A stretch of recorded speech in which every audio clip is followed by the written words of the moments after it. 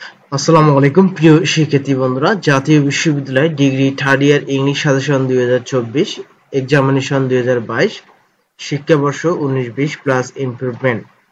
তোমরা যারা ইমপ্রুভমেন্ট হিসেবে এবারে এই পরীক্ষায় অংশগ্রহণ করতে পারবা 2016-17, 17-18, 18-19 এবং তোমরা যারা এবার পরীক্ষা দেবা নিউ ব্যাচ 19-20। তো আজকে তোমাদের জন্য আমি গুরুত্বপূর্ণ ক্লাসটি নিয়ে এসেছি, সেটি হচ্ছে পাংচুয়েশন। তোমাদের সিলেবাসে পাংচুয়েশনের উপর ডিপেন্ডস করে এবারে পরীক্ষায় কোশ্চেন আসবে। তো আজকে আশা করি এই পাংচুয়েশন বিষয়ে তোমাদের সবকিছু ক্লিয়ার করে দেবো ইনশাআল্লাহ। তোমরা যারা নতুন অবশ্যই চ্যানেলটিকে সাবস্ক্রাইব করে পাশে থাকো। তো পাংচুয়েশনের যেহেতু আজকে প্রথম ক্লাসটি আমি দিচ্ছি, আশা করি পাংচুয়েশনের উপর ডিপেন্ডস করে আজকে আমি পরিপূর্ণ কিছু তোমাদেরকে শেখাতে পারবো ইনশাআল্লাহ। তো অবশ্যই তোমরা ধৈর্য ধরে এই ক্লাসটি করবা। প্রত্যেক ভাষার বাক্য উচ্চারণের সুবিধার জন্য যে বিরাম চিহ্ন ব্যবহার করা হয় তাকে পাংচুয়েশন বলে। পাংচুয়েশনটা অর্থ যাতে সেন্টেন্স পরিপূর্ণভাবে বোঝা যায়, এই জন্য মূলত এই চিহ্নগুলোর ব্যবহার করা হয়ে থাকে। তো আসুন আমরা জেনে নেই যে এই চিহ্নগুলো আমরা কি কি বসাবো, যেমন comma, semicolon, colon, colon dash, full stop, dash, interrogative, exclamation এবং অ্যাপোস্ট্রফি। এই যে চিহ্নগুলো রয়েছে, এই চিহ্নগুলো প্রত্যেকটা চিহ্ন কিন্তু ইম্পর্টেন্ট, আর প্রত্যেকটা চিহ্নই আমরা মূলত আমাদের যে কথা বলা বা গল্প লেখা, প্যাসেজ লেখা বা সেন্টেন্সের শেষে কিন্তু আমরা প্রত্যেকটি চিহ্ন বসাই। এই চিহ্নগুলোর মাধ্যমে আমাদের একটা অর্থ প্রদান করা হয়, আর এই চিহ্নগুলোর মাধ্যমে আমরা এই পরিপূর্ণ অর্থ বুঝে থাকি। এই জন্য এই চিহ্নগুলো খুবই গুরুত্বপূর্ণ, যাকে ইংলিশে বলা হয় পাংচুয়েশন, বাংলায় যার অর্থ হচ্ছে বিরাম চিহ্ন। এই বিরাম চিহ্নের সঠিক ব্যবহার আমরা কিভাবে করব সেই বিষয়টি আজকে আমি ক্লিয়ার করব ইনশাআল্লাহ। এই জন্য ধৈর্য সহকারে তোমাদের অবশ্যই ক্লাসটি করতে হবে। এখানে দেখো, আমি সর্বপ্রথম তোমাদেরকে দিয়েছি ফুল স্টপ দিয়ে শুরু করতেছি। ফুল স্টপ আমরা কখন বসাবো? আমরা ফুল স্টপ থেকে শুরু করি ইনশাআল্লাহ। যারা নতুন চ্যানেলটিকে সাবস্ক্রাইব করে পাশে থাকো। দেখো, আমরা অবশ্যই সেন্টেন্স পড়েছি, অ্যাসার্টিভ, ইম্পারেটিভ, অপারেটিভ। এর শেষে পদবি বা নাম এর সংক্ষিপ্ত রূপ প্রকাশ করতে ফুল স্টপ বসাতে হয়। আমি আবার বলতেছি, assertive sentence, imperative sentence, operative সেন্টেন্সের শেষে পদবি বা নাম এর সংক্ষিপ্ত রূপ প্রকাশ করতে আমরা ফুল স্টপ ব্যবহার করে থাকি। যেমন এখানে বলা হচ্ছে রহিম রিডস এ বুক। দেখো, রহিম একটা বই পড়ে, এটি একটা অ্যাসার্টিভ সেন্টেন্স, কেননা এটি হাবোধক সেন্টেন্স, আর হাবোধক বাক্য হলে অবশ্যই বাক্যের শেষে আমরা সর্বদা ফুল স্টপ বসাবো। ঠিক আছে, যেহেতু রহিম রিড এ বুক, রহিম একটু বই পড়ে, সুতরাং আমরা এখানে কি বসিয়েছি? ফুল স্টপ বসিয়েছি। এরপর দেখো, অলওয়েজ স্পিক দ্য ট্রুথ, সে সর্বদা সত্য কথা বলে, আর এটি হচ্ছে ইম্পারেটিভ সেন্টেন্স, সুতরাং এর শেষে আমরা অবশ্যই ফুল স্টপ বসিয়েছি। এরপরে দেখো, মে আল্লাহ ব্লেস ইউ, তার মানে হচ্ছে আল্লাহ আমাকে সাহায্য করো। ঠিক আছে, আল্লাহ আমাদের সাহায্য করে। ঠিক আছে, তাহলে এটি হচ্ছে অপারেটিভ সেন্টেন্স, সুতরাং এই অপারেটিভ সেন্টেন্সের শেষে আমাদেরকে ফুল স্টপ বসাতে হয়। ঠিক আছে, এখন কথা হচ্ছে যে আমরা কখন বুঝবো যে এই বাক্যটি শেষ। এখানে তো তিনটি সেন্টেন্স দ্বারা আমি দেখালাম, তোমরা যখন প্যাসেজ আকারে পাবা তখন কিভাবে বুঝবা যে প্যাসেজে তোমাদের এই বাক্যটি শেষ? এখানে তোমাদেরকে ফুল স্টপ বসাতে হবে। প্রিয় শিক্ষার্থী বন্ধুরা, তোমরা একটা বিষয় মনে রাখবা যে যখন প্যাসেজ আকারে তোমাদের থাকবে তখন তোমরা দেখবা যে বাক্যের শেষে নতুন সাবজেক্ট এবং নতুন ভার্ব, মাঝখানে কোনো কনজাংশন নেই, বুঝতে হবে বাক্যটি শেষ। ঠিক আছে, তার মানে কি বললাম যে নতুন সাবজেক্ট এবং নতুন ভার্ব, মাঝখানে কোনো কনজাংশন নাই, বুঝতে হবে বাক্যটি শেষ। তার মানে কনজাংশন বলতে অর, বাট এগুলোকেই বোঝায়। ঠিক আছে, এগুলো হচ্ছে কনজাংশন। এগুলো যদি না থাকে এবং এরপরে যদি সাবজেক্ট এবং নতুন একটা ভার্ব থাকে, তাহলে অবশ্যই তোমাদেরকে বাক্যটি শেষ ধরে তোমাদের যদি অ্যাসার্টিভ হয় বা ইম্পারেটিভ বা অপারেটিভ হয়, তাহলে তোমাদেরকে ফুল স্টপ বসাতে হবে, অন্য অন্য যদি হয় সেক্ষেত্রে অন্য সাইন তোমাদেরকে বসাতে হবে। ঠিক আছে, এই হচ্ছে মুখ্য বিষয়। এখানে দেখো আমি যে তোমাদেরকে বললাম যে নতুন সাবজেক্ট এবং নতুন ভাব, নতুন সাবজেক্টগুলো কি হতে পারে সেটা হচ্ছে, এখানে দেখো আমি সাবজেক্টগুলো দিয়েছি, সেটা হচ্ছে I, we, you, he, she, its, name, they, there. Conjunction আছে অ্যান, বাট, অর, এগুলো হচ্ছে কনজাংশন। এগুলো যদি না থাকে বুঝতে হবে বাক্যটি শেষ।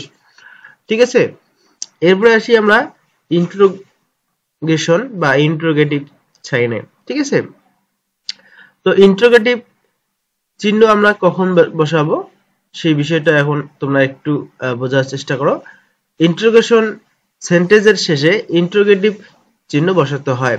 বাক্যের শুরুতে সাহায্যকারী ভার্ব যেমন am, is, are, was, were, have, has, had, যেমন modal verb can, could, will, would, may, মাইট।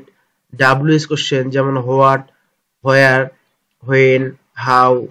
ঠিক আছে, হোয়াই ইত্যাদি থাকলে প্রশ্নবোধক চিহ্ন বসাতে হয়। অর্থাৎ ডাব্লিউএস কোশ্চেন থাকলেই তোমাদেরকে প্রশ্নবোধক চিহ্ন বসাতে হবে।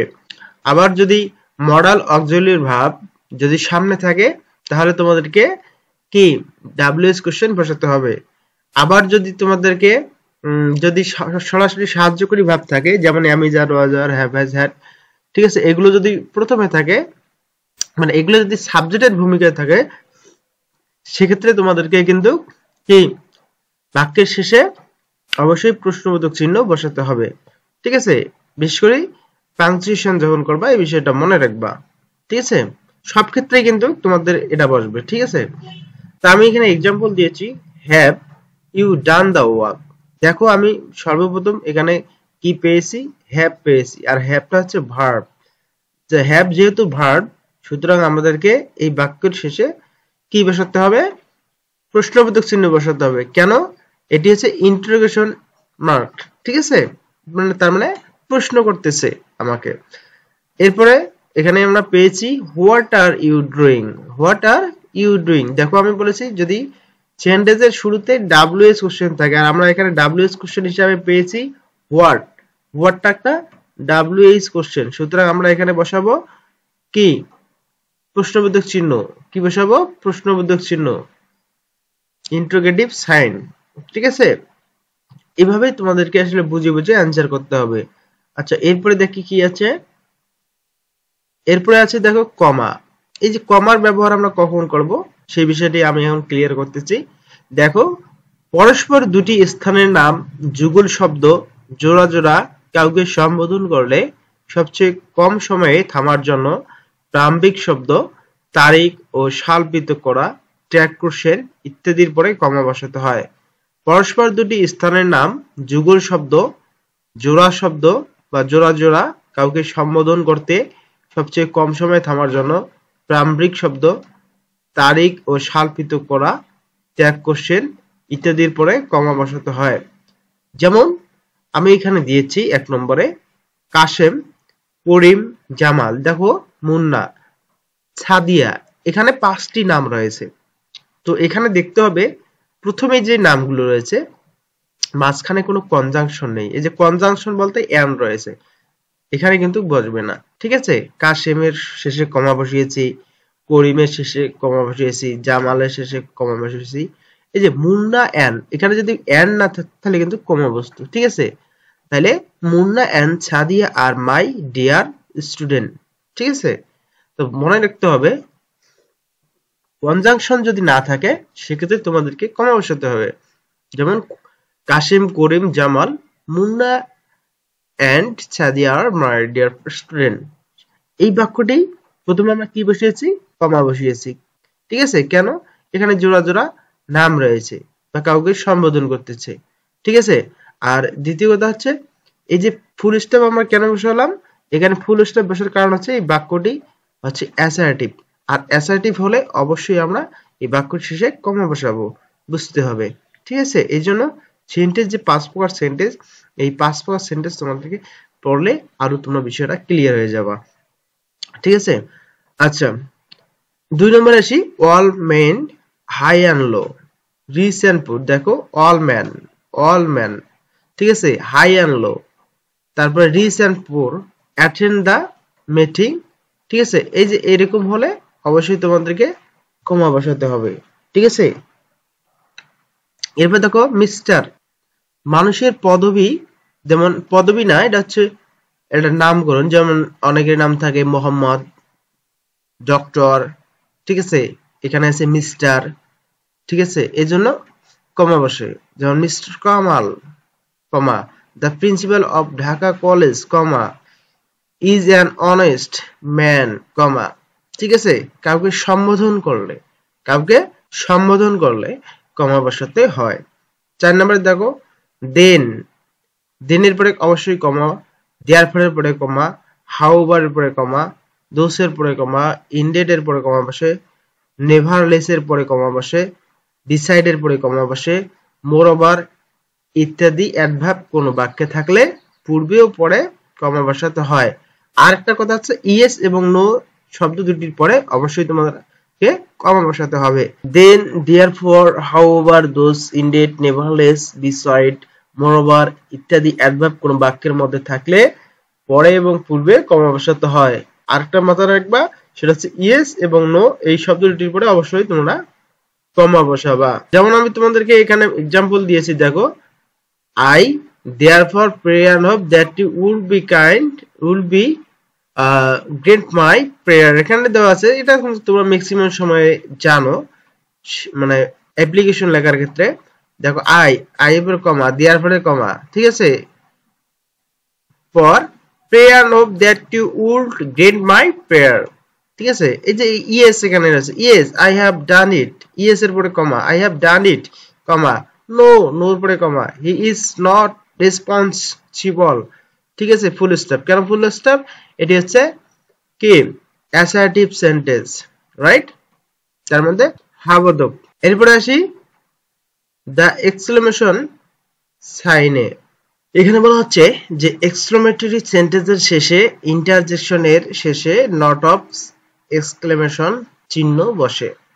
এখানে বলা হচ্ছে এক্সাম্পলে হোয়াট এ ফুল আম, আমি কি বোকা, ঠিক আছে, যার অর্থ আমি কি বোকা, এই জন্য আমরা এক্সক্লেমেশন চিহ্ন বসিয়েছি।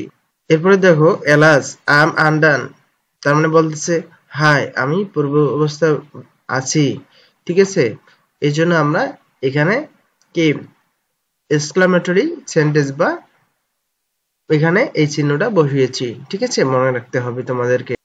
এরপর আসি আমরা হাইপেনে। যেমন কম্পাউন্ড ওয়ার্ড যৌগিক শব্দ কমা বসাতে হয়, এর বিভিন্ন অংশ যুক্ত করতে হাইপেন বসাতে হয়, ঠিক আছে।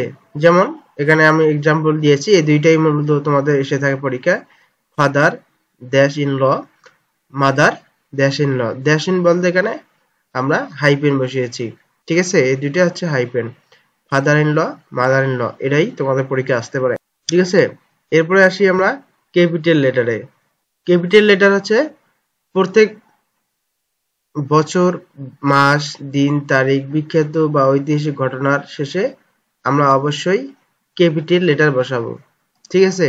ক্যাপিটাল লেটার হচ্ছে মানে বড় হাতের অক্ষর এবং স্মল লেটার আছে ছোট হাতের অক্ষর। তোমাদের প্যাসেজে বিশেষ করে এরকম থাকবে যে ধরো প্রথমটা থাকবে ছোট হাতের, কিন্তু তোমাদেরকে ওটা বড় হাতের করে দিতে হবে, ঠিক আছে, এই হচ্ছে বিষয়। তো যেহেতু আজকের ক্লাসটি অনেক লম্বা হয়ে যাচ্ছে, আশা করি আমি দ্বিতীয় ক্লাসে আরো পরিপূর্ণ তোমাদেরকে বোঝাতে সক্ষম হব। তো সেই আশাবাদ ব্যক্ত রেখে দ্বিতীয় ক্লাস দেখার অনুরোধ জানিয়ে তোমাদেরকে আমি আজকে বিদায় নিচ্ছি। আল্লাহ হাফেজ।